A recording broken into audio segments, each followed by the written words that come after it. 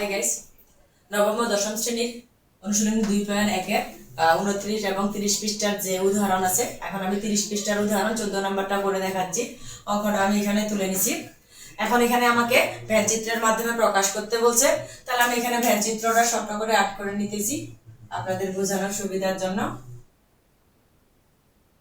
আর এখানে আমাকে বলছে গণিত বিষয় আর এবং বাংলা বিষয়।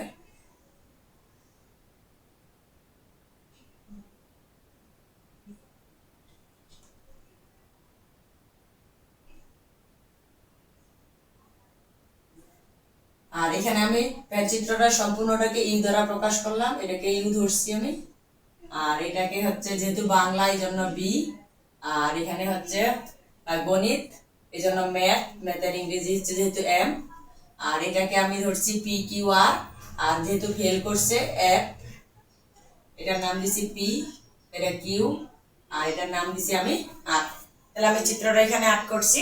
তাহলে এখানে আমাদের বলে দিছে যে 100 জন শিক্ষার্থীর মধ্যে কোন পরীক্ষার্থী 88 জন বাংলায়, 80 জন গণিতে এবং 70 জন উভয় বিষয়ে পাশ করছে।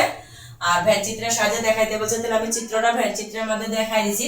তাহলে আমাদের 100 ভ্যানচিত্রের মাধ্যমে 100 জন শিক্ষার্থীর সেটকে আমি ইউ দ্বারা প্রকাশ করছি। তাহলে এখানে আমরা লিখবো ভ্যানচিত্রের আয়তাকার ক্ষেত্রটি 100 জন শিক্ষার্থীর সেট সমান সমান ইউ।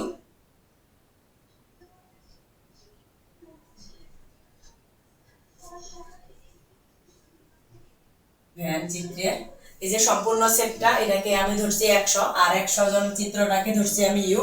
তাহলে ভ্যানচিত্রে আয়তাকার ক্ষেত্রটি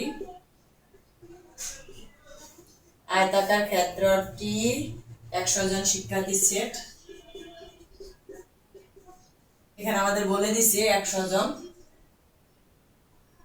শিক্ষার্থীর সেটকে আমরা ইউ ধরছি। 100 জন শিক্ষার্থীর সেট, এটাকে আমরা ইউ ধরলাম। আর এখানে বলছে বাংলা এবং গণিতের সেট, আর এখানে আমি ধরলাম বি এবং এম।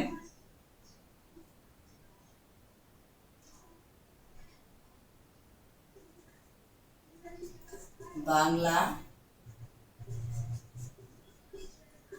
ও গণিতের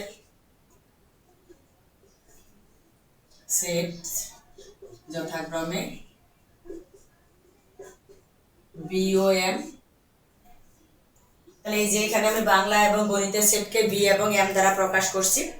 তাহলে হচ্ছে বি এম দ্বারা হচ্ছে নির্দেশ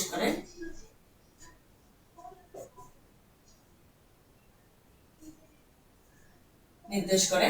এখন আমি এটাকে এখানে পি কিউ আর, এখানে আমি 4টা নিচের ছেদ দ্বারা প্রকাশ করা হয়েছে। তাহলে ফলে ভ্যানচিত্রটি 4টা, ফলে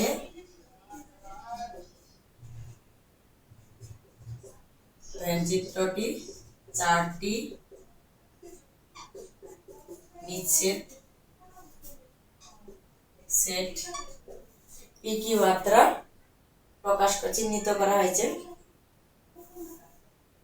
নিচের সেট যাদেরকে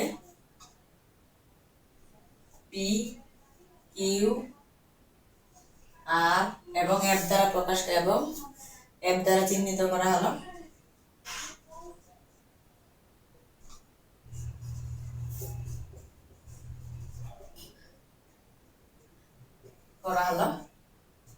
এখন আমি চিহ্নিত করছি, আর কোনটাকে কোন বিষয়ে ধরছি, ধরার পর এখন আমি অঙ্কটা করব। তাহলে প্রথমটাকে ধরছি আমি পিউ, তারপরটা হচ্ছে কিউ, তারপরটা হচ্ছে আর।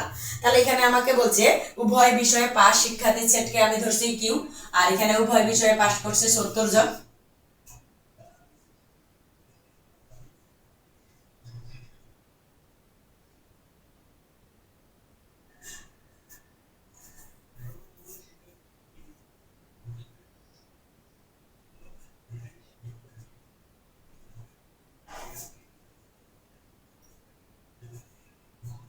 শিক্ষার্থীদের সেট, তাহলে উভয় বিষয়ে শিক্ষার্থীদের সেট হচ্ছে কিউ। আর এখানে যেহেতু উভয় বিষয়ে শিক্ষার্থীদের সেট, তাহলে এটা হচ্ছে আমাদের যেহেতু বাংলা এবং গণিত, তাহলে আমি লিখতে পারি বি আর হচ্ছে এম। এখন হচ্ছে বি এবং এম এর যে এম, যার সদস্য সংখ্যা এটা সমান সমান হচ্ছে 70। তাহলে এতজন, তাহলে এটা হচ্ছে আমাদের সদস্য সংখ্যা হচ্ছে 70 জন। এখন এখানে আমি পি এবং আর এর মান বের করব। তাহলে পি হচ্ছে শুধু বাংলায় পাস শিক্ষার্থীদের সেট,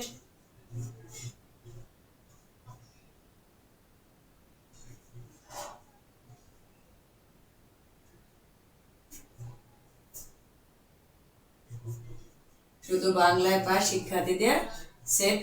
তাহলে এখানে আমি পি, তাহলে বাংলায় পাস শিক্ষার্থীদের সেটকে আমাদের এখন বাংলায় কতজন, 88 জন। 88 জন থেকে আমাদের উভয়টা বাদ দিতে হবে।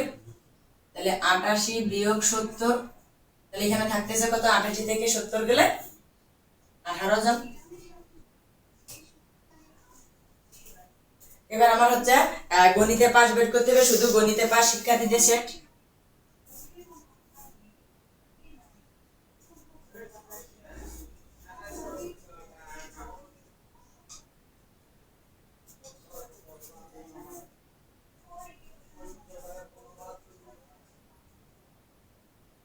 শিক্ষার্থীদের সেট, তাহলে আমাদের গণিতে ছিল 80 জন, আর এখানে উভয় বিষয়ে 70 জন, তাহলে বাইরে হচ্ছে 10 জন। তাহলে আমাদের উভয় বিষয়ে পাস, বাংলায় পাস এবং গণিতে পাস সবগুলা বের হয়েছে। এখন সবগুলা আমাদের যোগ করে 100 থেকে বিয়োগ করব, তাহলে আমাদের উত্তর বের হয়ে যাবে। তাহলে এখন আমি লিখি উভয় বিষয়ে পাস শিক্ষার্থীদের সেট, যে কোনো একটি বিষয়ে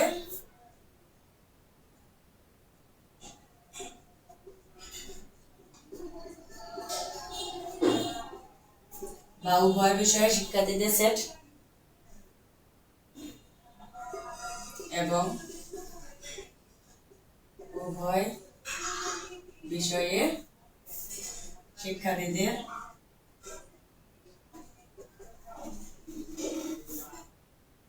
সেট যার সদস্য সংখ্যা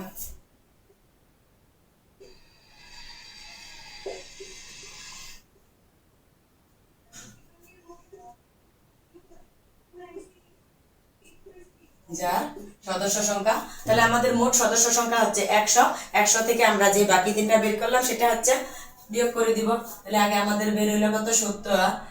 পি বাংলায় হচ্ছে 18, উভয় বিষয়ে 70 যোগ এখানে বাইরে হচ্ছে 10, তাহলে আমাদের কত বাড়ছে 70 আর 10 80, 80 আর 8 তাহলে 98। তাহলে আমাদের এখানে টোটাল বের হয়েছে 98 জন। 98 জন। শুধু এখানে আমাদের মোট শিক্ষার্থী কতজন ছিল, 100 জন। তাহলে 100 জন, তাহলে উভয় বিষয়ে ফেল শিক্ষার্থীদের সেট,